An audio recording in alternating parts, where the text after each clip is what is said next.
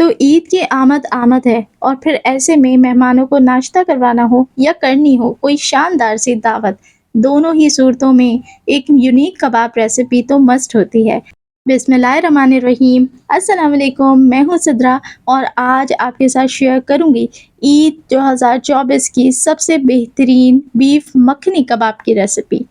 आइए रेसिपी को शुरू करते हैं। यहाँ मैंने 1 किलो बीफ का बारीक कीमा ले लिया है। कीमा 2 दफ़ा मशीन से निकलवा लें। अब इसके अंदर शामिल करेंगे 1 टेबलस्पून भर के अदरक लहसुन का पेस्ट और हरे पपीते का पेस्ट 1 टेबलस्पून। एक मीडियम साइज़ की प्याज स्लाइस करके शामिल करें और 8 से 10 हरी मिर्चें ऐड कर दें। 1/4 कप दही जाएगा और 3 से 4 ब्रेड के स्लाइसेस इसके अंदर तोड़ के शामिल कर दीजिए। अब जाएंगे कुछ स्पाइसेस, इसके अंदर ऐड करेंगे 2 टेबलस्पून बेसन, साथ ही शामिल करेंगे चिकन टिक्का मसाला जो मार्केट से रेडीमेड मिलता है 2 टेबलस्पून। आधा चम्मच जाएगा नमक, गरम मसाला आधा चम्मच, हल्दी जाएगी 1/4 चम्मच, कुटी लाल मिर्च 1/4 चम्मच। अब कुछ मसाले इसके अंदर रोस्ट होके जाएंगे तो फ्राई पैन के अंदर ऐड करते हैं कबाब चीनी आधा चम्मच।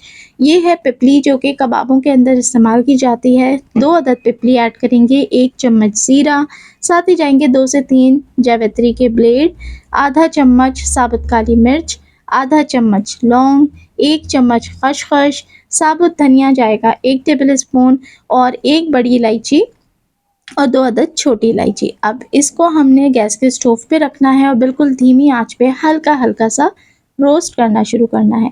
बस जब इसमें से मसालों की खूबसूरत सी भीनी भीनी सी खुशबू उठने लगे तब तक हमने इसको रोस्ट करना है, जलाना बिल्कुल नहीं है।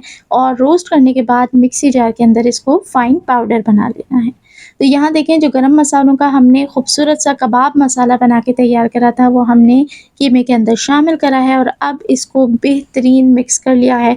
और एक दफ़ा मिक्सी जार के अंदर घुमाकर लाजमी आपने इसके अंदर मिक्सिंग कर लेनी है। चलिए जी, अब बीफ के मखनी कबाब बन रहे हैं तो ऐसा तो हो नहीं सकता कि इसके अंदर मक्खन ना जाए, लेकिन मक्खन आपने सिर्फ 1 टेबल स्पून बड़े वाला ऐड करना है। इससे ज़्यादा मक्खन आप ऐड नहीं करेंगे क्योंकि क्या है कि हम इसको बहुत ही यूनिक तरीके से बना के तैयार कर रहे हैं। अब ज़ाहिर है आम कबाबों की रेसिपी और ईद स्पेशल में कुछ फ़र्क तो होना चाहिए।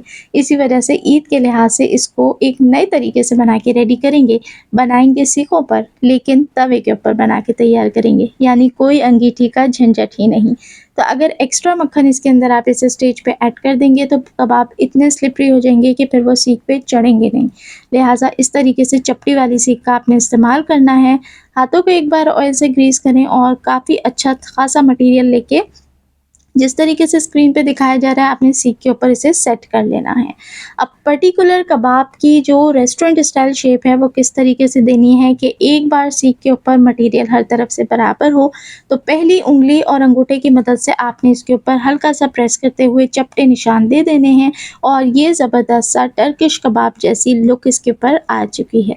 चलें जी, सारी सीखें इसी तरह तैयार करें और तवे के ऊपर ऑयल को ऐड कर दें। ऑयल बहुत ज़्यादा इसके ऊपर नहीं जाता, बस तवा आपका अच्छी तरीके से ग्रीस हो जाना चाहिए। चलें जी, अब आपने गैस का फ्लेम मीडियम लो रखना है और सीखों को इस तरीके से तवे के ऊपर रखना है कि नीचे से जो ग्रीसी तवा है यानी कि जो तेल वाला हिस्सा है वो आँच के साथ सीखों पे लगता रहे और कबाब सिकते रहें। इस तरीके से क्या होगा कि अच्छे तरीके से कबाब गलेंगे भी और इसके ऊपर आप देख सकते हैं कि बेहतरीन सीख पे अंगीठी पे बनने वाले कबाबों वाली चितें भी आ गई हैं। तो बस हमने इसको पलटना तभी है जब एक तरफ से इसके ऊपर इस तरीके से सीख के निशान आ जाएं, सिके हुए के बेहतरीन निशान आ जाएं और अच्छे तरीके से ये सेट हो जाए।